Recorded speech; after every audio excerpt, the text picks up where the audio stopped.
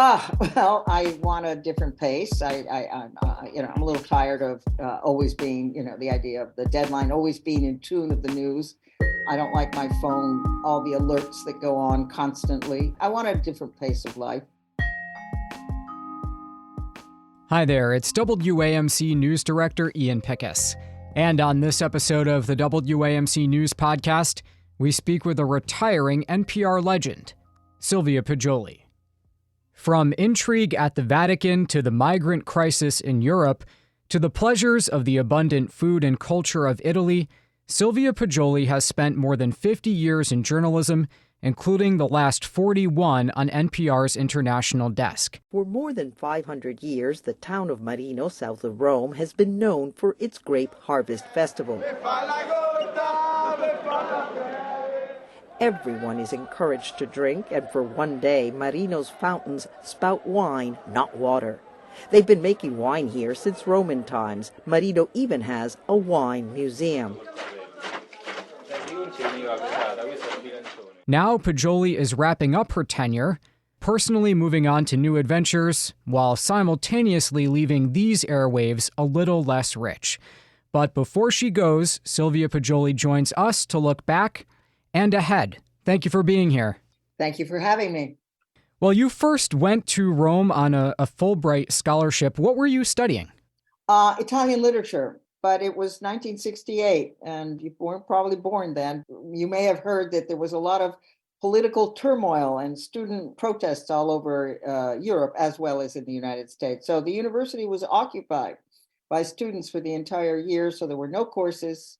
So basically, my experience of that year was much more taking part in political demonstrations. So I spent a lot of time in the streets of Rome. How did you start working as a journalist? I kind of fell into it. I had some friends who worked on the English language news service at the Italian news agency ANSA, and there was a night shift that nobody liked to do till 3 or 4 in the morning. I started basically substituting during the night shift for some of my friends, and that's how I sort of fell into journalism. After a couple of years of that, then later I started stringing for NPR. What did you like about it? Well, I liked it much more doing radio, because my job at the news agency was really a desk job. I didn't get out to do that much reporting. But what do I like about it? Well, it's taken me halfway across, certainly halfway across Europe and the Middle East. And I've seen, I've had an opportunity.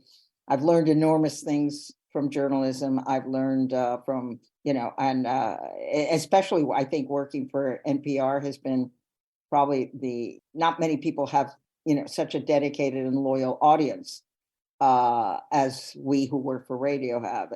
It's a very unique thing, the whole listener-supported radio concept. It doesn't exist in Europe. Most of my friends here don't understand what it means, because here there's just commercial TV or radio, and then government-funded media.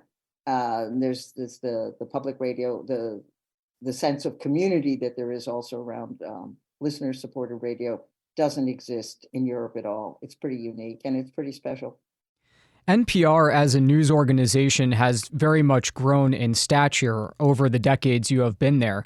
When you were starting out, was it difficult for you to get stories? Did you have to hustle a little more than you do now? No, not really. It still isn't that well known here. It is in the United States, but outside it's not that well. I mean, in some circles it's very well known, but generally speaking, if you go around and you say you work for the New York Times or for, CBS, even in the most obscure village in the Balkans, they know that, but they didn't know what NPR was.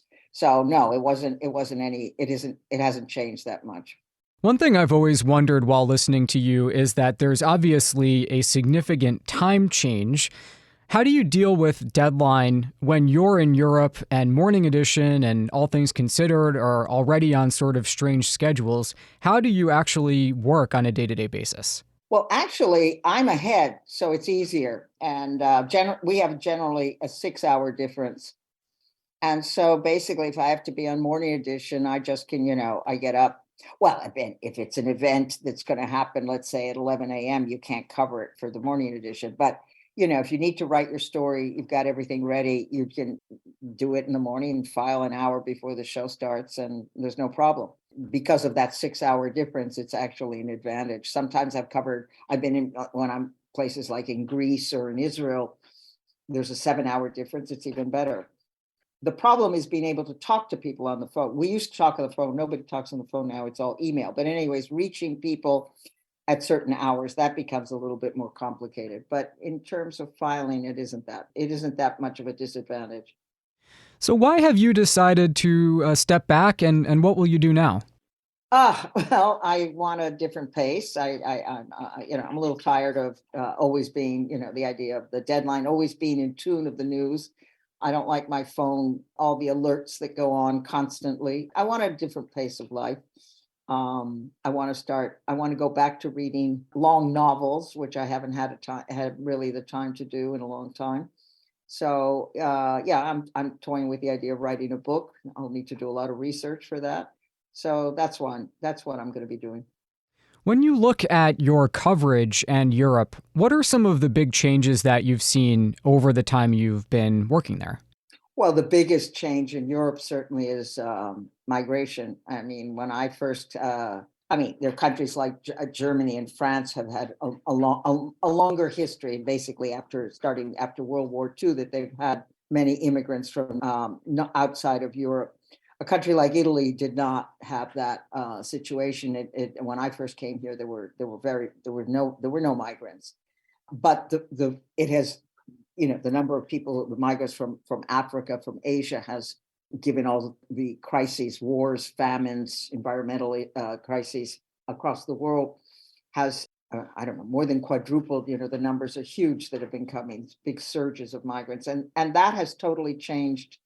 That has had a huge impact on European countries. And what we've seen more than anything has been a great difficulty of traditionally monoethnic countries of Europe, Northern Europe, Central Europe, deal with this arrival. And I've seen a great explosion of racism and xenophobia that's was probably lurking always under the surface, but has really exploded very much in many of these countries, especially in Eastern Europe. Do you intend to stay in Italy?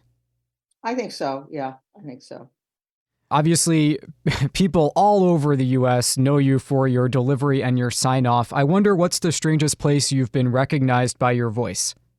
Oh, it happened once. I was sitting in a cafe in Rome, and some Americans at a nearby table recognized my voice, but that's happened only once in all these years. So, as I said, I'm not that, I'm nobody here. So I'm not that well known. I live under the radar, which has actually been, for my work professionally, it's been very good to just be under the radar.